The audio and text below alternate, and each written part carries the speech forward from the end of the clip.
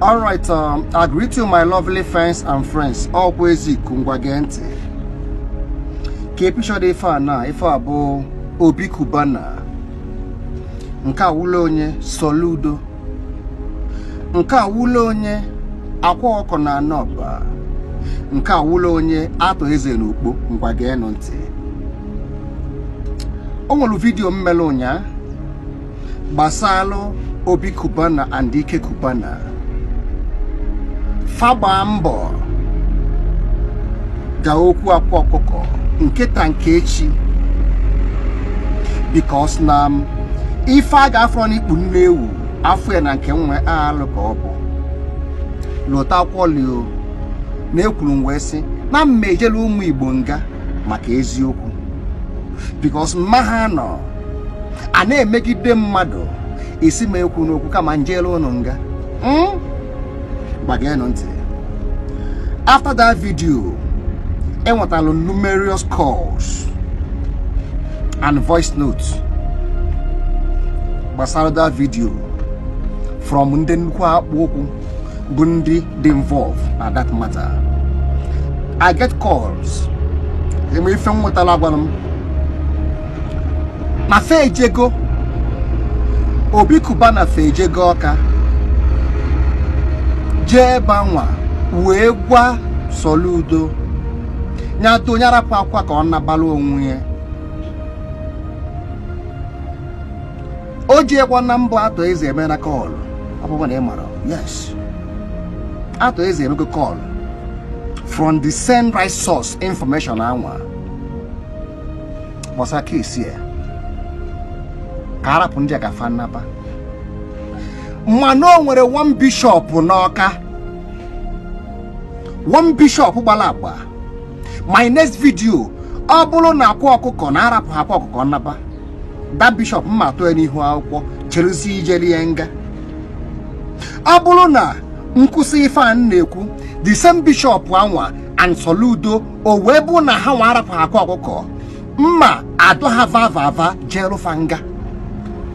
Ebe ọ bụ n'ije ha na nga okwu ebe nyetere n'ime nga ka nchere ọnụ nga maka eziokwu maka ọ na-eme agbagha ụzọ wele mgbe ọ na-ehe echi o nwere ebu Chukwu mmadụ abụrụ Chukwu unu mesịa nke unu ji bụrụ mmadụ Chukwu eme nke o ji bụrụ Chukwu all of you one by one unu nwere nwanne because a bishop na nwere ka ọnụ ha nwaanya mana ọ nwere nwanne nwee nne nwee nna and don't enwe mesi n'ebe ndị nke nọ ọ bụrụzie obele nwata nya aha 26 years old boy ka unu seze setụ anya nga Soludo chọkụ ọkpọpụta anya unu wee si ya na ọ bụrụ na ọkpọpụta ya na ndị Kristian ama ntụli ya akwụkwọ. That's what I got from that bishop anwa wee sị na bishop ya ji Akwa Okuko kpechikom no je n'utu na-amụ wee na-apịrị isi amụ nke bụ na Soludo amazighị ebe ọkwụ akwụ because na o mekpam ndị Kristian niile eme against ya nwere ọ bụ ezote mmadụ mgbageno ntị. Please, His Excellency Soludo, you need follow closely in all my videos. So free since iji we na iju na ebe nọ bụgịnị na eziokwu m na afọ onye ọbụla ahụfụ. And that my truth, age may sink evil people. His Excellency, waiting go be.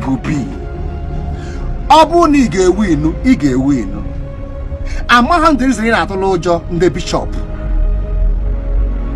Armago no abuna, oga demboka, oga dembotnana. Mana anu abuna pano wale. Ogene buna gano, azialo. Na Akwa Okuko bad influence to the youth. Obu ni ge video waga G. Ega ghọta okwu small. Ebe ọ sị mba waga G. Ebe ọ bụ na Akwa bad influence. Ndị ahụ na pulpit. Ji olive oil. Ji candle. Wala anala ego. Gịnị ka ha bụ? Efugie. Wana ọkụwa ihe ọfụma. All these bishops. Ndoka diocese mma akpọ ha afa very soon tụọ ha n'ihu akwụkwọ ụnụ afụ ndị ọ bụ anyị emere ha boys oye because na eme onye ka emeli ibi obi adịghị mma. Mana please, ọzọ Igbo ndụ bụ atụ eze. Use your power to release Okuko. Obi Kubana never relents. When you because na ha bagara gị okwu. Go back. Use your fame. Release ya Okuko. She ga balogo. Or she ga na emelo anaghị emelo mmadụ. Soludo do the